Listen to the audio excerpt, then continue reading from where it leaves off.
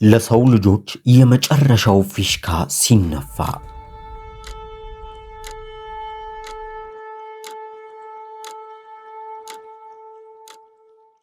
የመኖር ህልውናችሁ ሲያበቃ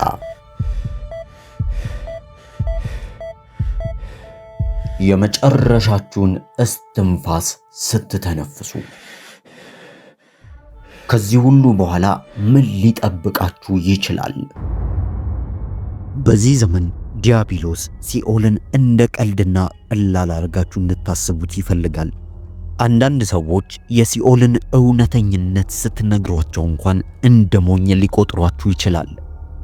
በዚህ ምስል ላይ የምትመለከቱት ሰው ሲኦልን የገለጸበት አገላለጽ ለጆሮ የሚቀፍና ለመስማት የሚከብድ ነው። ይህ ሰው ይህንን ሁሉ ሲያብራራ ግን ከ110ኛውን ብቻ እንደተናገረ ይናገራል። ይህ ቪዲዮ ከመጀመራችሁ በፊት ጥቂት ሰከንዶችን እንሰጣችኋለን። በመጀመሪያ ይህንን ቪዲዮ እስከ መጨረሻው ድረስ ጨርሱ። ለማዳመጥ የሚመች ቦታን ምረጡ። ከዚህ በኋላ ቢያንስ ለሁለት ሰዎች ሼር በማድረግ ቪዲዮውን ጀምሩ። መልካም ቆይታ ይሁንላችሁ።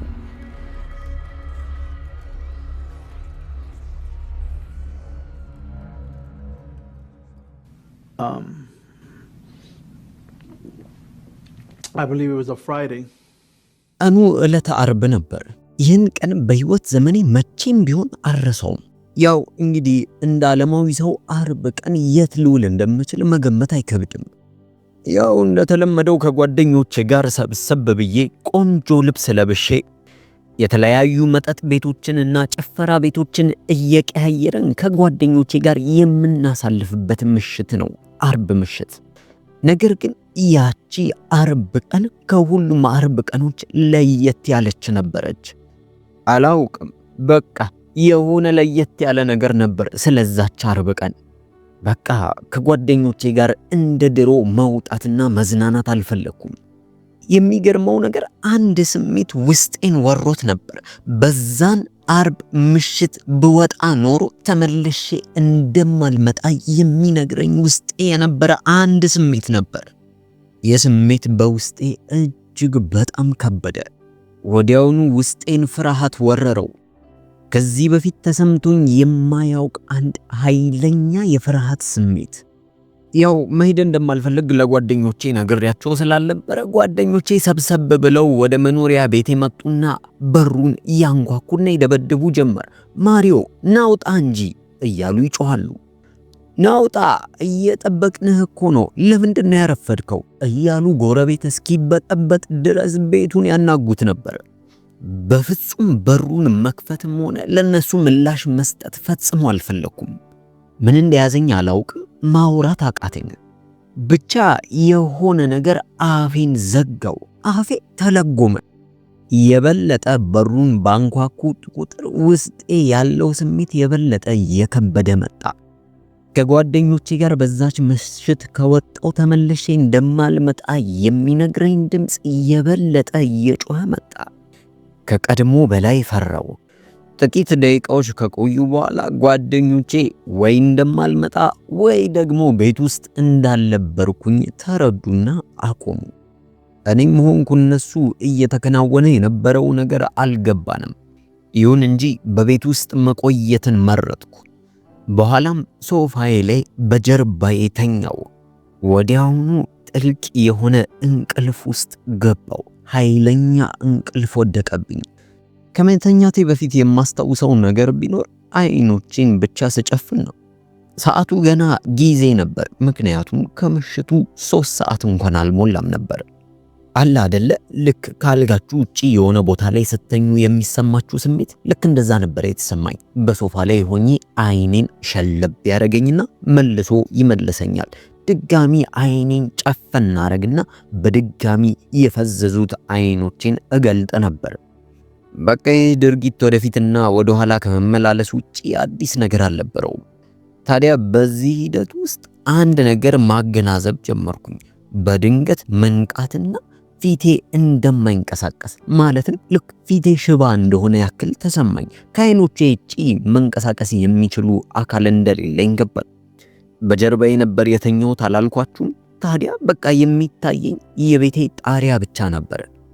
ራሴንም መጠየቅ ጀመርኩኝ። እንዴ ምን እየተከናወነ ነው? ምን እየሆነ ነው አልኩ።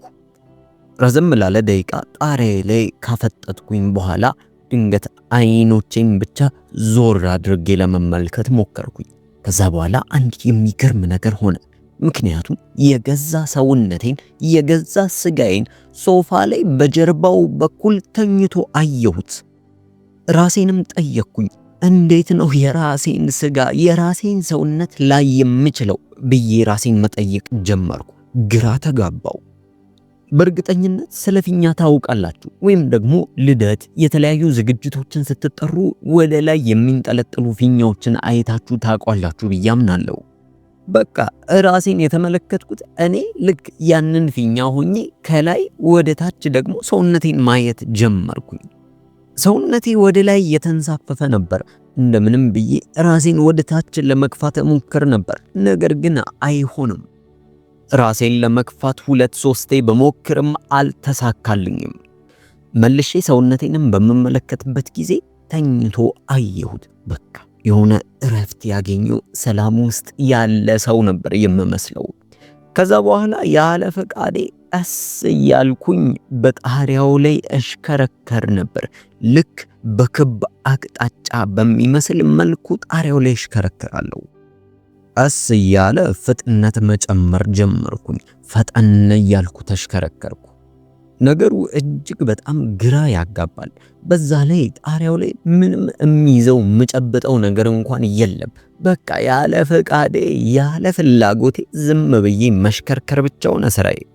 ከዚህ በኋላ ከአቅም በላይ የፈጠንኩኝ መጣሁ። በድንገት አንድ ነገር ሰማሁ። የሆነ የሚያስፈራ አጋንንታዊ የሆነና የሚያስጨንቅ ሳቆችን መስማት ጀመርኩ።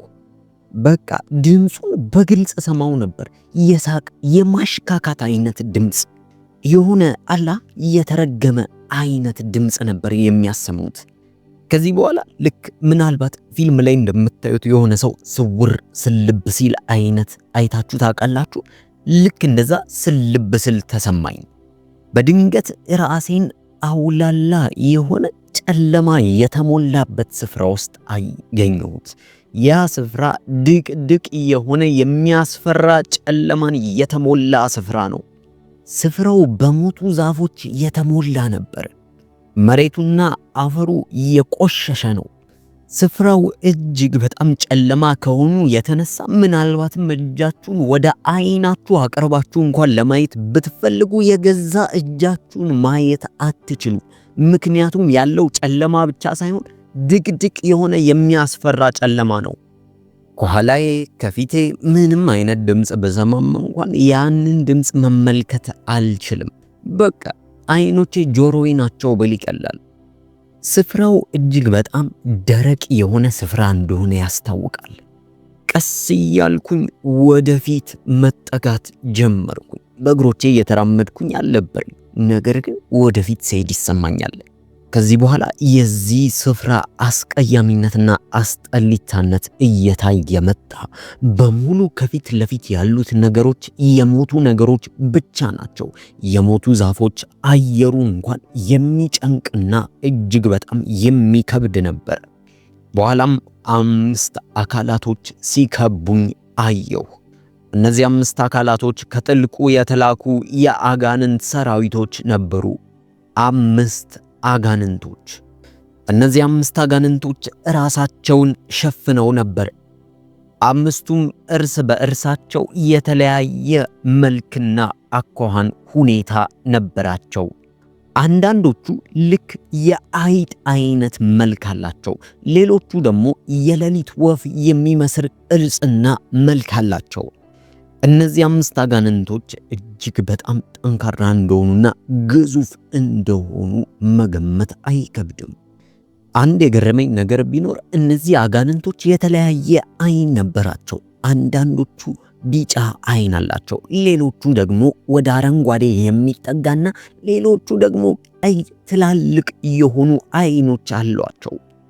ቢጫ፣ አረንጓዴ፣ ቀይ ስላችሁ ልክ ቤታችሁ እንደሚገኝ አይነት መብራት አድርጋችሁ እንዳትስሉት። ምክንያቱም እነዚህ መብራቶች እጅግ በጣም በርግማን የተሞሉ ክፋት ውስጣቸው ያለና የሚያስጨንቅ የሆነ አይን ነበር። አጋንንቶቹ እኔን አተኩሮ በሚያዩኝ ሰዓት አንድ ነገር ተገነዘብኩኝ፣ ወደ ልቤም ገባ። እነዚህ አጋንንቶች አይን ውስጥ እኔን ምን ያህል እንደሚጠሉኝ እመለከት ነበር። ይገርማቸዋል። አጋንንቶች ለሰው ልጆች ያላቸውን ጥላቻ ብታውቁ ኖሮ ምንኛ ጠንካራ ክርስቲያን በሆናችሁ ነበር። ውስጣቸው የነበረውን ጥላቻ ይሰማችኋል። የነበራቸው ጥላቻ ከመጠን በላይ ስለነበረ በቃ የሰው ልጅ ያንን ያክል እንኳን ይጠላል ማለት አይቻልም። ከአቅም በላይ የሆነ ጥላቻ በአይናቸው ውስጥ ይታያል። እነዚህን ሁሉ እየተመለከትኩኝ ወደፊት እሄድ ነበረ። ታዲያ በዚህ ሰዓት አንድ ነገር ትኩረቴን ሳበው። እጆቼ ቀስ ብለው መዘርጋት ጀመሩ። ልክ እንደ መስቀል ላይ እንዳለ አይነት ሰው አዘረጋግ ተዘረጉ። ከዚህ በኋላ እጆቼ ላይ አንድ ሰንሰለት እንደነበረ መረዳት ጀመርኩ።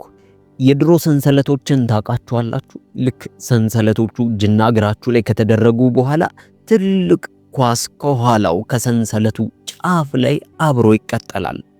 ልክ እንደ ሸክም ማለት ነው። ያንን ሸክም ተሸክማችሁ ነበር የምትራመዱት። እጅግ በጣም ያደክማል። እጅግ በጣም ግዙፍ ነው። እጆቼን እጅግ በጣም እየደከመኝ ስለነበር እጆቼን ማውረድ ፈልጌ ነበር። ነገር ግን እጄ አልታዘዝልህ አለኝ።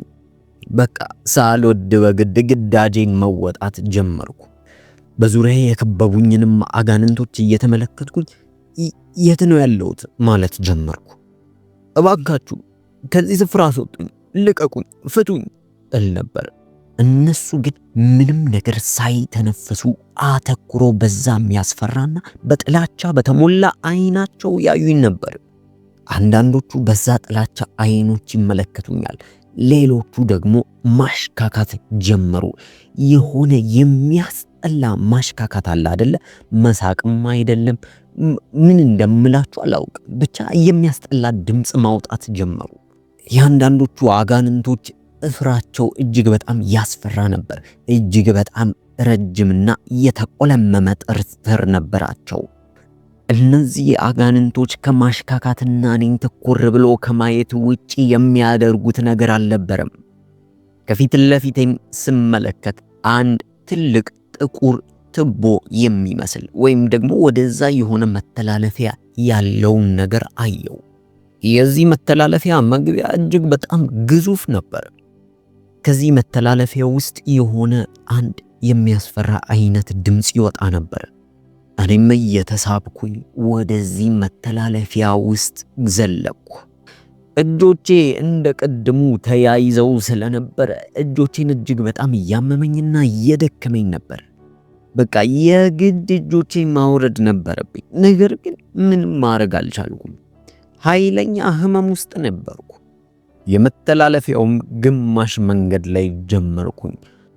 እጅግ በጣም አስቀያሚ፣ አጸያፊ፣ ለማሽተት የሚከብድ ከባድ ሽታ ወደኔ መጣ። እውነቴን ነው የምነግራችሁ። ይህ ሽታ ገና ወደ አፍንጫዬ ከገባበት ሰዓት ጀምሮ ሞት ሞት ያሰኘኝ ጀመረ። ይህ ሽታ ልገልጽላችሁ ከምችለው በላይ እጅግ በጣም አስቀያሚና በጣም የሚሸት ነው። በቃ ምናልባትም ይህ ሽታ በምድር ላይ ቢኖር ኖሮ እርግጠኛ ነኝ የሰው ልጅ የሚባል አይኖርም። በቃ እንዴት ነው አየር የሚባል በዛ ሽታ ውስጥ አልነበረም። ከዚህ በኋላ በዚህ መተላለፊያ አንድ ስፍራ ላይ ስደርስ አንድ ጭላንጭል ብርሃን ይታየኝ ጀመር። እኔም ምናልባት እዚህ ብርሃን ጋር ከደረስኩኝ ሰላም ሆናለሁ፣ ምንም ችግር አይደርስብኝም ብዬ አሰብኩኝና ወደ ብርሃኑ ለመጠጋት ሞከርኩ። በሰዓቱ ይሰማኝ የነበረው ልክ የሆነ መሞት እንደሚፈልግ አይነት ሰውና ምንም ተስፋ እንደሌለው አይነት ሰው ነበር። በስተመጨረሻም የዚህ መተላለፊያ የመጨረሻው የሆነው ስፍራ ጋር ደረስኩኝ። ነገር ግን መጀመሪያ ላይ ጥቂት ተስፋ የሰጠችን ጭላንጭል መብራት አልነበረችም። ይሁን እንጂ ዙሪያዬን ከበውኝ የነበሩትን አጋንንቶች ዙሪያዬ አልነበሩም። በድንገት እሳት ከታች ወደ ላይ ቦግ እያለ እየተንበለበለ ሲወጣ አየው። እሳቱ እጅግ በጣም የሚያስፈራና ጠንካራ የሆነ ድምፅ አለው። ታውቃላችሁ፣ ጧት መጋረጃችሁን ልክ ስትከፍቱ በኃይል ጉትት አረጋችሁ ስትከፍቱ ያለው ድምፅ 100 ጊዜ ተባስቶ ነበር የሚመስለው፣ የሚረብሽ ድምፅ። ከዚህ በኋላ ይህ እሳት 2 ቦታ ሲከፈል አየሁት። በድጋሚ የሆነ ድምፅ መጣና ወደኔ ወደፊት ተራመድ አለኝ። እኔም ይህን ድምፅ በመስማት ወደፊት ቀስ እያልኩኝ መራመድ ጀመርኩ። ወደፊትም እየተጠጋው በመጣው ቁጥር ላንቃ በጥሰው መውጣት የሚችሉ የሚሰቀጥጡ ጩኸቶችን መስማት ጀመርኩኝ። በስፍራው ብዙ ጩኸት፣ ብዙ ሲቃና ብዙ እሳት ነበር። በደረስኩበት ስፍራ እጅግ በጣም ብዙ ለመቁጠር የሚከብዱ የህዝብ ብዛት በዛ ስፍራ ውስጥ ሆኖ ሲጮህና ሲያለቅስ ነበር። እባካችሁ ከዚህ በኋላ የምነግራችሁን ነገር ልባችሁን ከፍታችሁ እንድታዳምጡኝ እፈልጋለሁ። ከዚህ በኋላ የምናገረውን ነገር ማንንም ለማስደንገጥ ወይም ማንንም ለማስፈራራት ብዬ የምናገረው አይደለም። ነገር ግን ያየሁትን አንድም ሳልቀንስ አንድም ሳልጨምር እነግራችኋለሁ። እመኑ፣ ይህ ነገር ከሞት በኋላ ጌታ ኢየሱስ ክርስቶስን እንደ ግል አዳኛችሁ አድርጋችሁ ካልተቀበላችሁና ከኢየሱስ ክርስቶስ ጋር እውነተኛና ትክክለኛ የሆነ ቅዱስ ህብረት የማታረጉ ከሆነ የሚገጥማችሁ ነገር ነው። እባካችሁ ነገሩን እንደ ማስጠንቀቂያ እንድትይዙ ትፈልጋለሁ። ከዚህ በኋላ ከፊት ለፊቴ በእሳት የተሞላ ወንዝ አየሁ። በዛ ስፍራ ላይ ሰዎች እየተቃጠሉ ነበር። እሳት እየበላቸው ነበር። የሚገርመው ነገር እነዚህ ሰዎች ለአንድ ቀን፣ ለ2 ቀን ወይም ለደቂቃዎች አልነበረም በዚህ ስፍራ የነበሩት። ይልቁንስ አንዳንዶቹ ለ100 ዓመታት፣ ሌሎች ለ1000 ዓመታት ያክል በዚህ ስፍራ ላይ የማያቋርጥ ስቃይ ውስጥ ነበሩ። አስቡት እስኪ፣ ሰዎች እኮ ሰከንድ ላልሞላ ጊዜ እንኳን እሳት ነካ ሲያደርጋቸው እንዴት እንደሚለበልባቸውና ለብዙ ሰዓታት ያቺ እሳት የነካትን ቦታ ሲያስታምሙ ይቆያሉ። እነዚህ ሰዎች ግን ስጋቸው እየተቃጠለ መለከት ነበር። ያለማቋረጥ በዚህ እሳት ይበላሉ። ከላያቸው ላይ ስጋቸው ልክ እንደ ቅርፊት ሲወልቅና ሲወድቅ ይታየኝ ነበር። አጥንታቸው ሳይቀር ጥቁር ቀለም ያዘ መጣ። የሚገርመው ነገር ይህ እሳት የነዚህን ሰዎች ሰውነትና አጥንት ድቅቅ አርጎ ከበላ በኋላ በድጋሚ ሰውነታቸው እዛው የተቃጠለው አጥንታቸው ላይ እንደ አዲስ ማደግ ይጀምራል። እንደ አዲስ ያ እሳት ይበላቸዋል። ህመሙንም እንደ አዲስ ይሰማቸዋል። ከዚህ በኋላ እነሱ የሚቃጠለው ስጋ ላይ ደግሞ ሌላ ትልቅ የትል አይነት ሲራመድ አየሁ። ወደ ውስጥም ቆዳቸውን ሰርስሮ ስጋቸው ውስጥ ይገባ ነበር። ከስጋቸውም ይመገባል። የትል እሳቱ አይጎዳውም፣ አይገድለውም። አሁን የማወራላችሁ ነገር አሁን ቢሆን አስቡት እስኪ፣ ሰውነታችሁ ውስጥ አንድ ትልቅ ትል ገብቶ እየመጠመጠ ሲበላችሁ። አሁን ቢሆን የሆነ ነገር ልታረጉ ትችላላችሁ። ምናልባትም ሕክምና ስፍራ በመሄድ ትሉን ልታስወግዱት ወይም ደግሞ ነገሩ ከተባባሰ እጃችሁንም ልታስቆርጡት ትችላላችሁ። ይህ ስፍራ ግን ሲኦል ነው። ምንም አይነት አማራጭ የላችሁም። ትሉም ይበላችኋል፣ እናንተም ትበላላችሁ። ስቃይና ስቃይ ብቻ ያለበት ቦታ። ከዚህ በኋላ ሰዎችን መመልከት ጃልኩኝ። በመጀመሪያ ወጣቶችን ተመለከትኩ። እነዚህ ወጣቶች በዚህ ስፍራ ውስጥ ያሉት ቤተሰቦቻቸውን፣ ታላላቆቻቸውን ባለማክበርና ባለመስማት ነበር። ደግሞም በምድር ላይ አገልጋይ የነበሩ ሰዎችንም አየው። ደግሞም አንዳንድ ክርስቲያን ብለው ራሳቸውን የሚጠሩ ሰዎችን አየው። እነዚህ ሰዎች በዚህ ስፍራ ያሉት እግዚአብሔር የሚፈልገውን ነገር ስላላረጉና እግዚአብሔር እንደሚፈቅደው ስላልኖሩ ነበር። አንዳንዶቹ ክርስቲያኖች ቤት ውስጥ ተደብቀው ማንም አያየኝም ብለው በጓዳ የሚያደርጉትን ነገር እግዚአብሔር አምላክ ከዙፋኑ ላይ ሆኖ ተመልክቷቸው ነበር። አንዳንዶቹ ያለማቋረጥ እግዚአብሔር ሆይ ማረን እያሉ ይጮሁና ያለቅሱ ነበር። ነገር ግን ህመሙ አያበቃም፣ ማባሪያ የለውም። በዚህ ስፍራ የነበሩት ክርስቲያን ተብለው የሚጠሩ ሰዎች በክርስትናቸው ያውቋቸዋል። ነገር ግን በመንፈሳዊ ዓለም ላይ ወይ ሙቅ አይደሉም ወይ ቀዝቃዛ አይደሉም። ለብ ያሉ ክርስቲያኖች ነበሩ። እመኑ፣ በሲኦል ውስጥ ክርስቲያን ብቻ ስለነበራችሁ የበለጠውና የባሰው ህመም ይደርስባችኋል። ዲያብሎስ ክርስቲያኖችን የበለጠ ማሰቃየትና ከሁሉም የበለጠ ማስጨነቅ ይፈልጋል። በዚህ ስፍራ ላይ እንኳን አይተዋችሁም። የተለያዩ ልዩ የሆኑ የሚያስፈሩና የሚጨንቁ ነገሮችን በእነዚህ በክርስቲያኖች ላይ ሲያደርጉ ተመልክቻለሁ። አንዳንዴ ወስደው ጭንቅላታቸውን ለብቻው ይቆርጡታል። አንዳንዴ ደግሞ ልነግራችሁ ከምችለው በላይ ማለትም ከነሱ ጋር የሚያስጸይፍና እጅግ በጣም ለማሰብ እንኳን ከባድ የሆነ ግንኙነትን ይፈጽሙባቸዋል። ሰይጣን ምንም አይነት ርህራሄ የለውም። በዚህ ውስጥ የነበሩትን ክርስቲያኖች አንድ በአንድ ሊቆራርጧቸው ይችላል። ከዚህ ሁሉ በኋላ እነዛ ሰዎች በህይወት ይኖራሉ። ድጋሚ ስቃዩም ይበረታባቸዋል። የሚከናወነውን እያንዳንዷን ነገር በስጋቸው ይሰማቸዋል። ከዚህ በኋላ ጠንቋዮችን፣ አስማተኞችንና መተተኞችን አየው። እነዚህ ሰዎች በምድር ላይ ያሉ ዲያብሎስ አንድ ነገር ቃል ገብቶላቸው ነበር። ዲያብሎስን የሚያገለግሉ ከሆኑ ዲያብሎስ መንግስቱን ሊሰጣቸው ቃል ይገባላቸዋል። ይህ ግን ውሸት ነው። እሱ የሚፈልገው ነፍሳችሁን ብቻ ነው። እባካችሁ ሰዎች ነፍሳችሁ እጅግ በጣም ውድ እንደሆነ ልታውቁና ልትገነዘቡ ይገባል። ከዚህ በኋላ በዚህ አስጨናቂና ወከባ በበዛበት ስፍራ እየተንቀሳቀስኩኝ ሳለ ሰዎች እጅግ በጣም የሚያስጸይፍ አይነት ጩኸትን ይጮሁ ነበር። ከላንቃቸው እስኪበጠስ ድረስ ያለቅሳሉ። ከዚህ ስፍራ አስወጡኝ እባካችሁ፣ እዚህ መሆን የለብኝም እያሉ ያለቅሳሉ። አንዳንዶች ደግሞ ድጋሚ እድል እንዲሰጣቸው ይማጸኑ ነበር። ነገር ግን ያንን የፈለጉትን እድል በፍጹም አያገኙትም ነበር። አንዳንዶቹ ደግሞ ልክ መጽሐፍ ቅዱስ ላይ እንደተጻፈልን አይነት የአልዓዛርና የሀብታሙ ሰው ታሪክ ከዚህ ስፍራ ወጥቼ እባካችሁ ለሰዎች ይህ ስፍራ የእውነት እንደሆነ ልንገራቸው እያሉ ያለቅሳሉ ነበር። ነገር ግን ምንም አይነት አማራጭ አልነበረውም።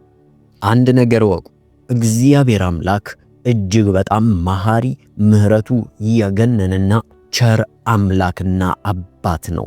በምድር ላይ እስካላችሁ እስከፈለጋችሁት ድረስ እግዚአብሔር አምላክ እድልን ይሰጣችኋል። ምሕረቱ በእኛ ሕይወት ላይ ይገናል። ነገር ግን ምድር ላይ እስካለን ድረስ ብቻ ነው። ምድር ላይ ይህንን እድል ማንጠቀም ከሆነ ይህንንም እድል ሳንጠቀም ከሞትን ከባድ የሆነ ፍርድ ይጠብቀናል። በዚህ ስፍራ ውስጥ ምንም አይነት ምሕረት የለም። ከዚህም በኋላ አንዳንድ ሰዎችን ተመለከትኩኝ። በምድር ላይ ብዙ እንደነዚህ አይነት ሰዎች አሉ። እነዚህ ሰዎች በምድር ላይ ያሉ ምንም አይነት ፍቅርም ሆነ ርህራሄ አልነበራቸውም። ይቅር ማለትንም አይፈልጉም። አስተውሉ፣ መጽሐፍ ቅዱስ የሚነግረን ለጠላቶቻችን እንኳን እንድንጸልይ ነው። አያችሁ፣ ፍቅር ከሌላችሁ የእግዚአብሔርን መንግስት ልትወርሱ አትችሉም። መሐሪና ርህራሄ ከሌላችሁ የእግዚአብሔርን መንግስት አትወርሱም። እነዚህ ሰዎች በሲኦል ውስጥ እጅግ በጣም ከፍተኛ ስቃይ ይደርስባቸው ነበር። በቃ በአጠቃላይ ሲኦል እጅግ በጣም ከባድ ስፍራ ነው። ምንም አይነት እንቅልፍ የለም። ምንም አይነት እረፍት የለም። ያለማቋረጥ መሰቃየትና ጩኸት። ይህ የሚሆነው ዘላለም ነው። በዚህ ስፍራ ላይ ጥማችሁን የምታረኩበት እንኳን ውሃ የለም። አንዳንድ ጊዜ ውሃ ሲጠማችሁ ያለውን ስሜት ታውቁታላችሁ አይደለ? በዚህ ስፍራ ለዘላለም ውሃ የለም። ሁል ጊዜ በውሃ ጥም ትሰቃያላችሁ። ታዲያ ባጠገቤ የነበረ አንድ የእሳት ባህር ተመለከትኩኝ። በውስጡ ያለው ነገር የእውነት ልቤን አስደነገጠኝ። ምክንያቱም ልክ የሆኑ ክብ ኳስ የሚመስሉ ሁለት አይኖች አተኩረው ወደ እኔ ያዩ ነበር። እነዚህ አይኖች በእሳት ባህር ውስጥ ሆነው ልክ እየተንሳፈፉ አይነት ወደ ላይ ወደ ታች እየገቡ ድጋሚ ወደ ላይ እየወጡ ነበር። ከነዚህ አይኖች ጋር የተገናኘ የሚመስል አንድ አጽም ብቻ የሆነና ስጋ በላዩ ላይ የሌለው እጅ ከእሳት ባህር ውስጥ እየወጣ ለመውጣት ሲሞክር አይ ነበር። ወዲያውኑ በዚህ እሳት ባህር ውስጥ ስለተጣለው ሰው ዕውቀት ወደ ውስጥ የገባ ይህ አይንና አጽም ብቻ የሆነ እጅ በእሳት ባህር ውስጥ የሚገኘው የግብረ ሰዶማዊ ነበር። እነዚህ ግብረ ሰዶማዊ ሰዎች ቀጥታ ወደ እሳት ባህር ነበር የሚጣሉት። ሁሉም ከዚህ እሳት ባህር ውስጥ ወጥተው ነገሮችን ማስተካከል ይፈልጋሉ፣ ነገር ግን ረፍዷል። ታዲያ በዚህ ስፍራ ብዙ ለማየት የሚከብዱ ነገሮችን እመለከት ነበር። ለምሳሌ አጋንንቶች ሰዎችን ሲያሰቃዩና እንደ ልባቸው እነዛ ሰዎች ላይ ሲፈነጩ አያለው። አንዳንድ አጋንንቶች የሰዎችን መራቢያ ቦታ በጦር ሲወጉና ሲያሰቃዩቸው አያለው። በሚያሳቅቅ ሁኔታ እነዚህ አጋንንቶች በሰዎች በታች በኩል ጦራቸውን ይከቱና በአፋቸው በኩል አንዳንድ ጊዜ ደግሞ በደረታቸው በኩል ሲያስወጡት አይ ነበር። ይህን መመልከት እጅግ በጣም ከባድ ነው። አንድ ብዙ ሰው እርግጠኛ ያልሆነበትን እውነታ ልንገራችሁ። ራስን በራስ ማርካት ኃጢአት ነው። ብዙ ሰው ግን ይህንን አያውቅም። አያችሁ፣ መጽሐፍ ቅዱስ ላይ አንድ አይንህ፣ አንድ እጅህ፣ አንድ እግር እንኳን ቢያሰናክል ቆርጠ ጣላት ይላል። በዛ ስፍራ የነበሩት አጋንንቶች የሰው ልጆች እጅግ በጣም ሞኞች እንደሆኑ አርገው ይቆጥሩን ነበር። ምክንያቱም ደግሞ ዲያብሎስ የማይመስለውንና ሰው ሊያምነው የማይገባውን ነገር የሰው ልጆች በቀላሉ ያምኑት ስለነበረ ነው። ከዛም አልፎ ብዙ ክርስቲያኖች ዲያብሎስ እንዲህ ይላል፣ ዲያብሎስ እንዲህ ሲያረግ አየሁት፣ እንዲህ ሲል ሰማሁት ይላሉ። ለምን እግዚአብሔርን አትሰሙ? ለምንስ እግዚአብሔርን አታዳምጡም? አትታዘዙም? እባካችሁ ይህን መልእክት የምትሰሙ በሙሉ ከእግዚአብሔር ጋር ያለንን ህብረት እናስተካከል፣ በፍቅር እንመላለስ፣ ይቅር እንበል። ከምነግራችሁ በላይ እጅግ በጣም ብዙ ክርስቲያኖች ፍቅር ስለሌላቸው በፍቅር ስላልተመላለሱና ይቅር ማለት ስላልቻሉ በዚህ ስፍራ ውስጥ እየተሰቃዩ ነበር። የሚያሳዝነው ነገር በዚህ ስፍራ ላሉት ሁሉም ረፍዶባቸዋል። አብዛኞቹ ይቅር ብያለሁ እያሉ ይጮሃሉ። ነገር ግን ሁሉም ነገር ረፍዷል። ከዚህ በኋላ በዚህ ስፍራ የነበረኝን ጉዞዬን መቀጠል ጀመርኩኝ። እውነቱን ለመናገር ከዚህ ስፍራ ማውጣት በጣም ፈልጌ ነበር። እዚህ መቆየት አልፈለኩም። ደግሞ ምንም አይነት ተጨማሪ ነገር ማየትም ሆነ መስማት ማወቅ አልፈለኩም ነበር። በቃ ብችልና የሆነ ጥግ ላይ ሄጄ አንገቴን ደፍቼ ዝቅ ብዬ ማልቀስ ብችል እጅግ በጣም ደስተኛውን ነበር። ነገር ግን ያንንም ማድረግ አልችልም። የሆነ ነገር ከጀርባዬ ይቆጣጠረኝ ስለነበር ፈቃዴ የራሴ አልነበረም። ይልቁንስ ወደፊት መሄዴን ቀጠልኩኝ። ሆሊውድ አንድ ያሳመነን ትልቅ ውሸት አለ። ከሰይጣን ጋር በሲኦል ውስጥ መጋፈጥ እንደምንችል ይነግረናል። ነገር ግን ይህ በፍጹም ውሸት ነው። ወዴትም ልታመልጡት አትችሉም። ወዴትም ሮጣችሁ ልትደበቁ አትችሉም። በዚህ ስፍራ ላይ መጋፈጥ የምትችሉት ነገር የለም። ይልቁንስ ቅጣትና ፍርዳችሁን የግድ ትቀበላላችሁ። እነዚህ አጋንንቶች አብዛኞቹ ከኛ ከሰው ልጆች 10 እጥፍ የተለቁ ናቸው። 10 እጥፍ ጠንካራ ናቸው። በዚህ ስፍራ መቃጠል፣ መንደድና መሰቃየት ብቻ ነው ያለው። ደግሞም በዚህ አስቀያሚ ስፍራ ውስጥ ልክ እንደ እስር ቤት ያሉ ብረቶች ተደርድረው አንድ ሰው በዛ ውስጥ ተጥሎ አያለው። እነዚህ እስር ቤት መሰል ክፍሎች ብዙ ሰዎችን አክፈው ተመለከትኩኝ። ይህ የሚሆንባቸው በምድራዊ ሕይወታቸው ላይ እጅግ በጣም ብዙ ኃጢአትን የሰሩ ሰዎች ናቸው። ደግሞም ጠንቋዮችና መተተኞችን ተመለከትኩ። እነዚህ ሰዎች የገዛ ስጋቸውን በገዛ ጥርሳቸው እየነጩ ይቦጭቁት ነበር። እነዚህ ሰዎች ጭካኔ በተሞላው መልኩ የራሳቸውን ደም ለመጠጣት ሲታገሉ ነበር። ምክንያቱም ደግሞ በዛ ስፍራ ምንም አይነት ውሃ አልነበረም። ጥማቸውን በገዛ ደማቸው ለማርካት ይፈልጋሉ። እነዚህ ጠንቋዮችና መተተኞች በምድራዊ ሕይወታቸውም ላይ ያሉ ተመሳሳይ ነገር ነበራቸው። ምክንያቱም የሰው ደም፣ የእንስሳን ደም ለመሰዋዕትነት ያቀርባሉ። የእንስሳና የሰውንም ደም ጭምር ይበላሉ፣ ይጠጣሉ። በዚህም ስፍራ ተመሳሳይ ነው። ነገር ግን የራሳቸው ስጋና የራሳቸው ደም ነው። ከዚህ በኋላ በእነዚህ ክፍሎች ውስጥ አንድ አሮጊት ተቀምጣ አየው። እኔ በማልፍበትም ሰዓት ቀና ብላ አንገቷን ወጣ አድርጋ ለመመልከት ትሞክር ነበር። የሚገርመው ነገር ፊቷን ተኩር ብዬ ስመለከተው የተለያዩ ሰዎችን መልክ ይይዝ ነበር። ማለትም ፊቷ የአንድ ሰው አልነበረም፣ ይልቁንስ ተለዋዋጭ ነው።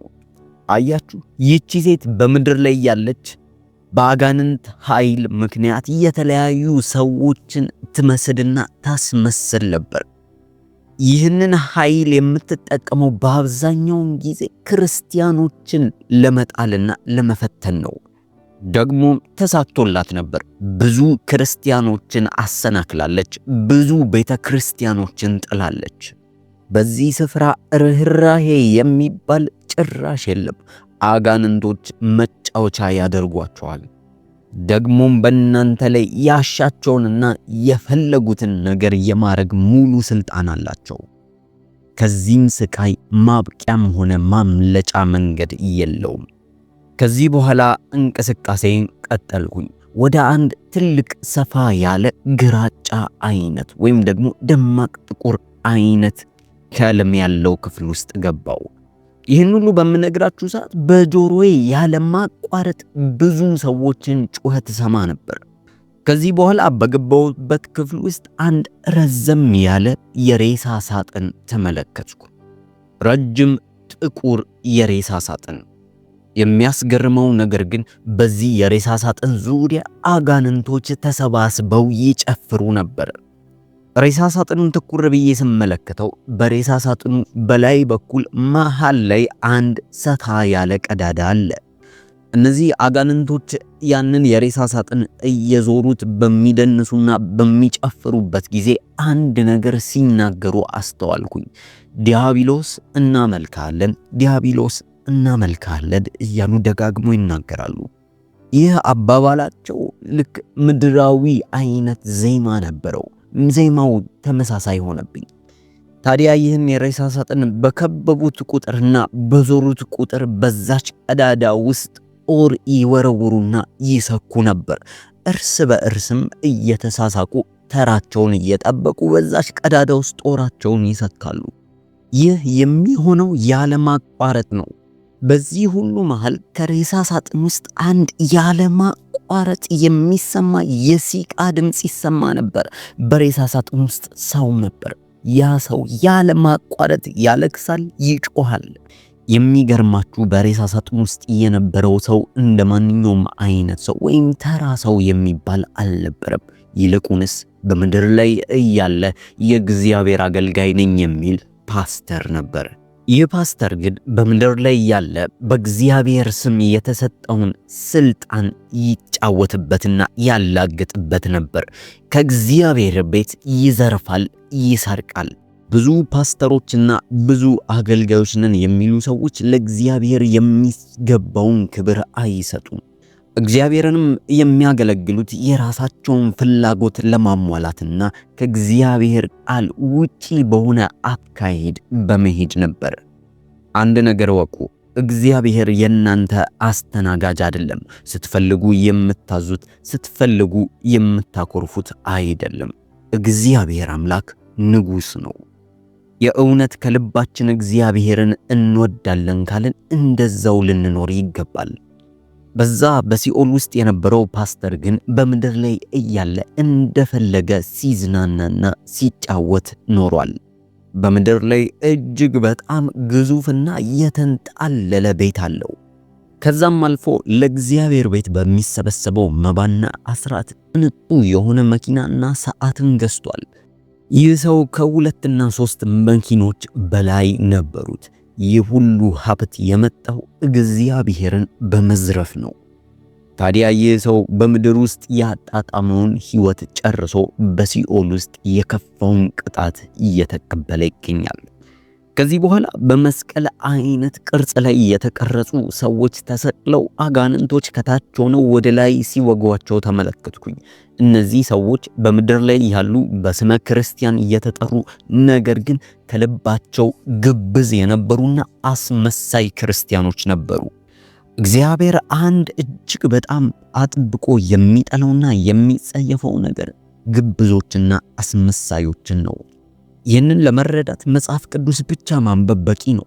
እነዚህ ሰዎች ነገሮችን ያደርጉ የነበረው እግዚአብሔርን ለማስደሰትና ከልባቸው አልነበረም። ይልቁንስ በሰዎች ፊት ጥሩ ሆነው ለመታየት ስለሚፈልጉ ነው። እነዚህ ሰዎች የሰዎችን እሺታ አጥብቀው የሚፈልጉ ግብዞች ናቸው። እነዚህ ክርስቲያኖች እግዚአብሔርን ሳይሆን ሰውን ለማስደሰት የሚጣጣሩ ነበሩ። ከነዚህ ውስጥ አንዳንዶቹ ጠዋት ሲነሱ እንኳን ውስጣቸው ከባድ የሆነ ጥላቻ አለ። ምናልባት የማይፈልጉትን ሰው እግዚአብሔር ሆይ እባክህ ዛሬ ያንን ሰው እንዳላገኘው ብለው ይጸልያሉ። ልክ ግን ሰውየውን ሲያገኙት እየሳቁና እንደሚወዱት አድርገው ያስመስላሉ። እንደዚህ አይነት ሰዎች ካላችሁ እባካችሁ ተጠንቀቁ። እግዚአብሔር እያንዳንዱን ነገር ያውቃል፣ ይመዝናል። እግዚአብሔር አምላክ ፍቅር ነው። እኛም ልክ እንደ አባታችን ፍቅር ልናስተጋባ ይገባል። እግዚአብሔርን ማዳመጥ ከፈለግንና እግዚአብሔር የሚፈልገውን ነገር ማወቅ ከፈለግን በፍቅር ልንመላለስ ይገባል። በፍቅር መመላለስ በእግዚአብሔር መንግሥት ውስጥ ቁልፉ ነገር ነው። በፍቅር መመላለስ እጅግ በጣም ኃይል አለው። የዲያብሎስን ሰንሰለት መስበር የሚችለው ፍቅር ነው። አንዳንድ ባልና ሚስቶች በሲኦል ውስጥ ይገኛሉ። ምክንያቱም ትዳራቸው ላይ የገቡትን ቃል ኪዳን መፈጸም ስላቃታቸው። አንዳንዶች በዝሙት ይወድቃሉ። አንዳንዶች ደግሞ ልክ እንደታዘዙት ባል ሚስትን፣ ሚስት ደግሞ ባልን መውደድ ስላቃታቸው ይገባሉ። ዝሙትና ፖርኖግራፊ መመልከት ከዲያብሎስ የሚላክ ፈላጻ ነው። ምክንያቱም አወቃችሁትም አላወቃችሁትም ከዲያብሎስ ጋር የራሳችሁን የሆነ የማታውቁትን ቃል ኪዳን ትገባባላችሁ። እግዚአብሔር ትዳራችን ለሱ የተቀደሰ እንዲሆን ይፈልጋል። አንዳንዶች የከፋ ቅጣት ያገኛቸዋል። ምክንያቱም አላግባብ የሆነ ግንኙነት ከሰዎችና ከእንስሳት ጋር መፈጸም ስለሚያስደስታቸው። በሲኦል ውስጥ ያሰቃዩ የነበሩት አጋንንቶች እናንተን ሲመለከቷችሁ አተኩረው የሚመለከቱት እናንተን በምን መንገድ ማሰቃየትና ማጎሳቆል እንደሚፈልጉ እያሰቡ ነው። አንዳንድ ግዳጅና ኃላፊነታቸውን ያልተወጡ ወላጆችን በዚህ ስፍራ ተመልክቻለሁ። እነዚህ ወላጆች መጽሐፍ ቅዱስ እንደሚለው ልጆቻቸውን በመቅጣትና በስርዓት በማሳደግ እግዚአብሔርን በመፍራት በማሳደግ ፋንታ እጥያት አስተዳደግ አሳድገዋል። ልጆቻቸው አረመኔ የመሆናቸው ተጠያቂነቱ የነሱ የወላጆቹ ነው። እግዚአብሔር የሰጣቸውን ኃላፊነት መወጣት አልቻሉም ነበር። ከዚህ በኋላ አንድ ተራራ የሚመስል ዳገታማ ስፍራ መውጣት ጀመርኩ። ከዚህ በኋላ ማየት አልፈለኩም፣ መስማት አልፈለኩም። በፍጹም በዚህ ስፍራ ለአንዲት ሰከንድ እንኳን የመቆየት ፍላጎት የለኝም። በቃ ብዙ ነገር ማድረግ እፈልጋለሁ። ውሃ ጠምቶኛል። አፌ እጅግ በጣም ደርቋል። ሽታውን መቋቋም አልቻልኩም። የእሳቱ ወላፈንና የእሳቱ ሙቀት ይሰማኝ ነበር። ከዚህ በኋላ የዳገቱ መጨረሻ ላይ እንደምንም ብዬ ደረስኩ። ከዚህ በኋላ ሁሉም ነገር ከጀርባዬ እንዳለ ዝግት አለ። በሰዓቱ ሁሉም ነገር ግራ ገብቶኝና የጨነቀኝ ሰዓት ነበር። ቀጣይ እንኳን ምን ማድረግ እንዳለብኝና ምን ላይ እንደምወድቅ እንኳን በስርዓት አላው። ነገር ግን ከኋላዬ ዝግት ሲል አንድ ነገር አስደስቶኛል። ከዚህ በኋላ ያንን ስቃይና መከራ ማየት አይጠበቅብኝም ነበር። ከዚህ በኋላ አንድ ትልቅ የሚያምር ውበት ያለው መልአክ መጣ። ያው ፊልም ላይ እንደምናየው ምንም አይነት ክንፎች አልነበሩትም፣ ነገር ግን ነጭ በነጭ ለብሷል። በእጁ ላይ ትልቅ የሚያስፈራ ስለታማ የሆነ ሰይፍን ይዟል። ከዚህ በኋላ ስሜን ጠራው፣ ማሪዮ አለኝ። በሰዓቱ እኔ እጅግ በጣም ተጨንቄና ከብዶኝ ስለነበረ ማሪዮ ለሚለው ጥሪ ምላሽ አልሰጠውም ነበር። መልአኩም ደግሞ 2 3 ማሪዮ ብሎ ጠራኝ። ቀና ብዬ ተመለከትኩት። ማሪዮ የት እንዳለህ ታውቃለህ? እኔም ተመለከትኩትና አላውቅም ብዬ ምላሽ ሰጠው። ዛሬ ቀንህ ነበር። ይህ አንተ ልትቀበለው የሚገባው ፍርድ ነው። ይህ ስፍራ ዘላለምህን ልታሳልፍበት የሚገባ የነበረው ስፍራ ነው። ይህ ስፍራ አንተም እንደገባህ ሲኦል ነው።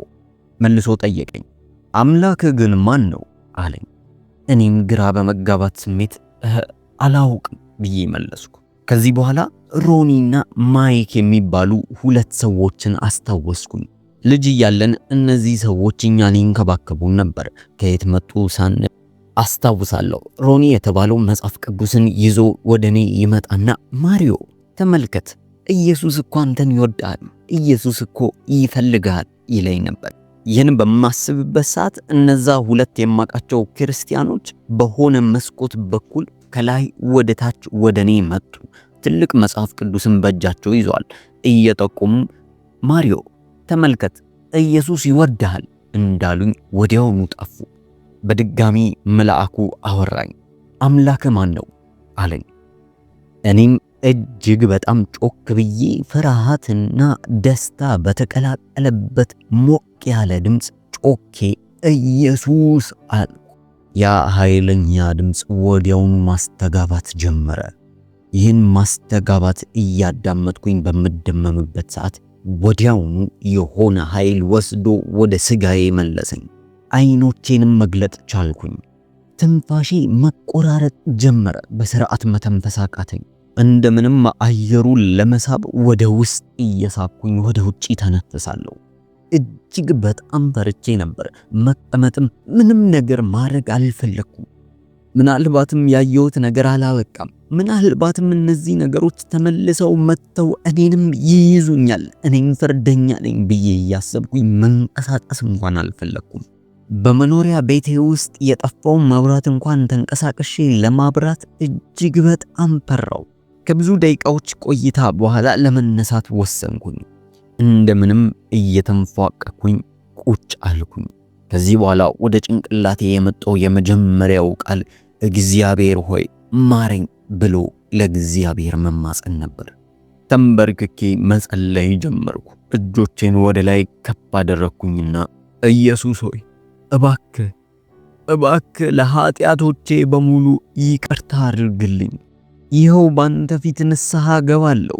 ላደረኩት ነገር በሙሉ ንስሐ ገባለሁ። እባክህ ጌታ ሆይ ይቅር በለኝ። መመለስ አልፈልግም። ወደዚያ ስፍራ መሄድ አልፈልግም። ይህን ስፍራ በፍጹም በድጋሚ ማየት አልፈልግም። እባክህ ምህረት አድርግልኝ። ከዚህ በኋላ ልክ የሆነ ኃይለኛ ንዝረት ያለው ልክ እንደ መሬት መንቀጥቀጥ አይነት ንዝረት ያለው ንዝረት ከጫፉ ከእግሬ ጫፍ ጀምሮ ወደ ላይ እየነዘረኝ ወጣ። አላ አይደለ ሰውነታችሁን ማንቀሳቀስ የሚችል ግፊት ያለው ንዝረት ነበር። ከላይ እስከ ታች ድረስ ያ ንዝረት ነካኝ። ከዛ ቀን ጀምሮ አሁን ላይ እግዚአብሔር ከፈወሰኝ 19 ዓመት አስቆጥሬያለሁ። ከተለያዩ ሐሺሾች፣ ስካሮችና እግዚአብሔርን ከማያስደስቱ ውሎችም ነፃ ወጥቻለሁ። አንድ ነገር ወቁ፣ እግዚአብሔር እናንተን ይወዳችኋል። እግዚአብሔር የማይወደው ነገር እናንተ የምትሰሩትን ኃጢአት ብቻ ነው። ንስሐ ግቡ። ከእግዚአብሔር ጋር ያላችሁን ህብረት አስተካክሉ። እግዚአብሔር ይወዳችኋል።